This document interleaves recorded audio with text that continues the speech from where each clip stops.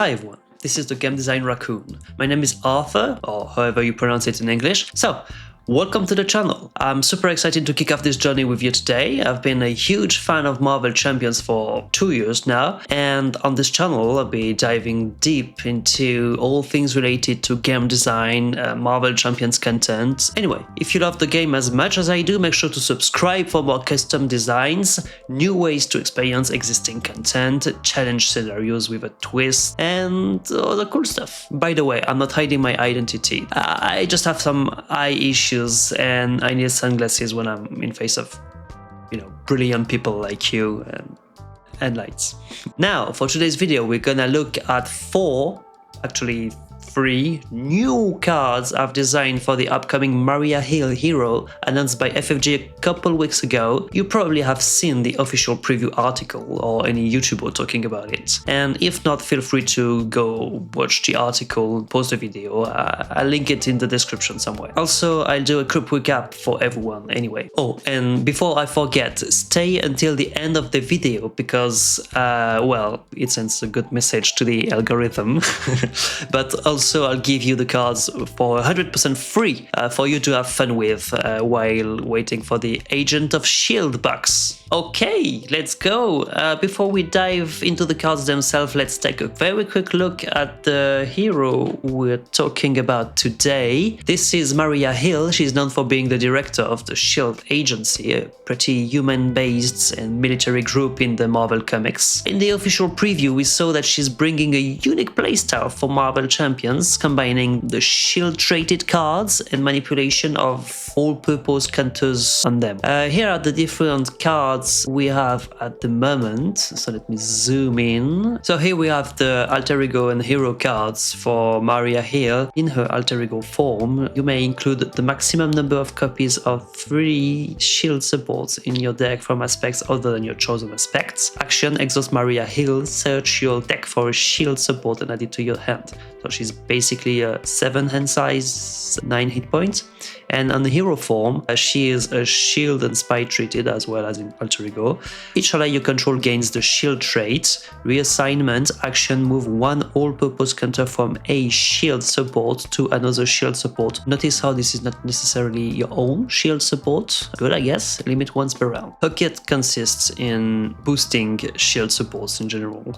On the double, ready any number of S.H.I.E.L.D. supports with a combined printing cost of 6 or less. You have 2 copies of it. Then you have reinforcements. You can choose any number of S.H.I.E.L.D. supports with a combined printed cost of 6 or less plus 1 all-purpose counters on each of those supports. So you can ready to do a whole lot of damage, but this is not an attack. That's important to me. You have resource cards to play for your S.H.I.E.L.D. supports. You have some supports to pay for your supports. You have the Iliad, which is a big 6-cast support. Like there are a few aspect ones will release at the same time. Then we have a blank and the S.H.I.E.L.D. director, exhaust S.H.I.E.L.D. director, place 1 all-purpose counter on the S.H.I.E.L.D. support, so you can replenish some more. Right now we can be pretty sure that there are only 4 cards missing, numbers 1, 2, 3, and 14. Actually, I'm using the count made by Villain Theory on his video about Maria Hill. He is usually right about this. Anyway, I've put my creative hat on and imagine what those cards could be, and I'm excited to share them with you today. First, I think it is important to define what my intents are for this design process. I've got 3.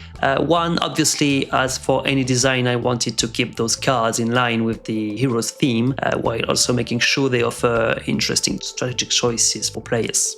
2, I made sure she was very interesting in multiplayer games while still being relevant in solo, because Maria Hill is very well known as a leadership ally from the core box to benefit for the whole table, like every player draws 1 card. 3, she must not be able to fight by herself. I really like the idea that she's just a human in a world of superheroes and that she must use her S.H.I.E.L.D. supports and allies to do all the work for her. It'll make more sense when I talk about the cards. So yeah, let's take a look at my cards one by one. Quick disclaimer here, this is purely speculative and non-official, obviously, and there was absolutely no playtesting for this, so it might be a bit off-balanced or outright not fun when it reaches the table.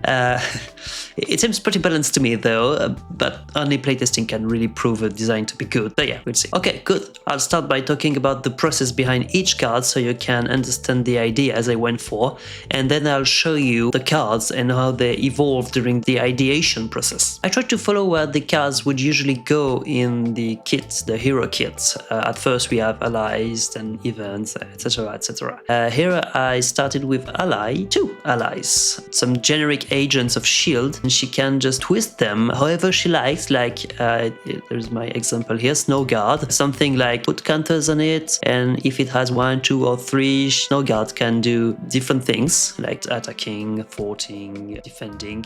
That is my main idea. I was thinking, oh, you can have 3, so you can have 3 options at once on the table. I thought also about the Nick Fury ally, because you know the team up event we saw in the Nick Fury article, but that would prevent her to play the basic ally, and I'm really not a fan of the same heroes being their own allies in the same box. They will probably do that, but I wanted to not do that for this design. So yeah, then I had some other ideas, like it could be names like special units, and I started to design what it should be. 3 costs ally, shield traded, fort 1/1 instead of 0/0, and then you add more, but it costs less.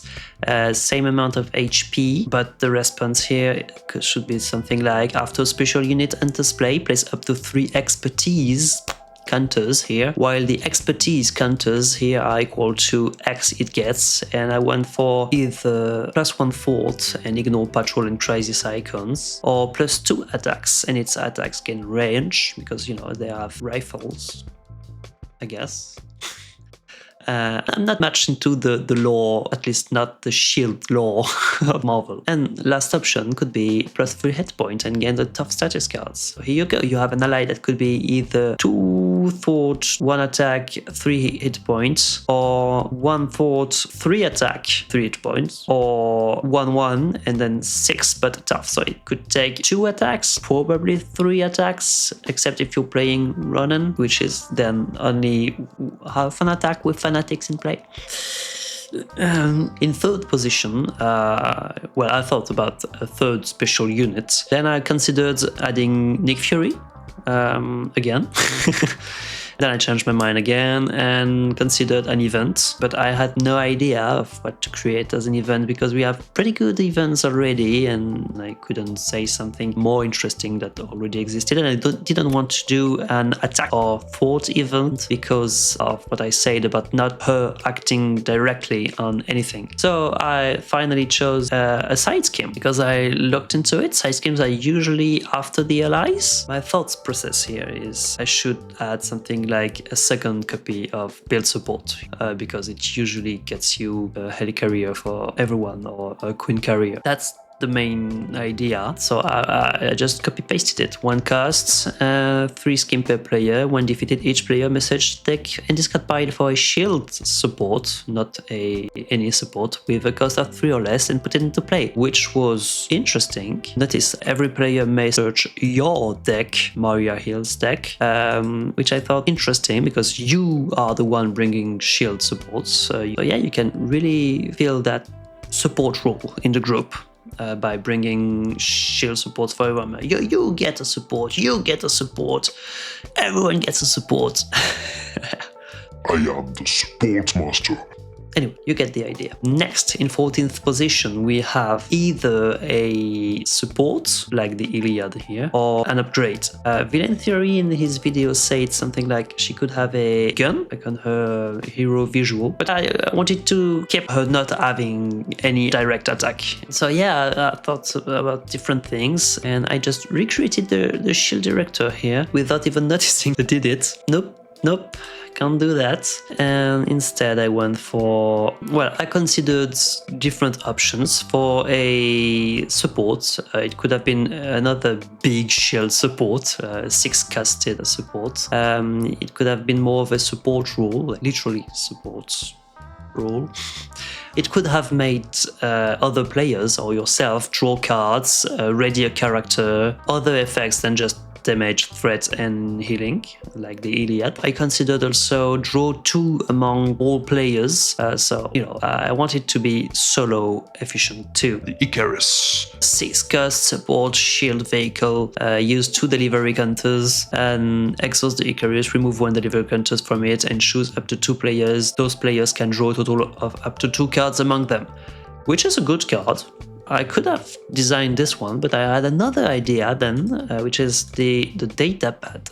2 cost upgrade item because of shopping spree of Jubilee. Action, exhaust data pads, remove up to 3 all-purpose counters among shield supports you control and choose the same number of players. Each of those players can draw 1 card. This is the most elegant I could phrase it. It's useful in solo because you can just remove 1 every turn. You have plenty of counters and draw 1 card every turn. This is an Avengers mention for 2 costs, which is super good. Or on multiplayer, you could make the whole table draw, well, not the whole table, 3 people draw 1 card. It could be you, it could be other people too, and I find it very good. Of course, that would go through your counters pretty fast, 3 per turn, but that could be very good. And you could just pay. You could also play this card over here, the Field Agent. Let me zoom in. It's just a 1 cost support, so it costs you 2 effective resources with the card plus the cost. And for 2 cards, you get 3 counters. You don't care about the effect, you just sacrifice it.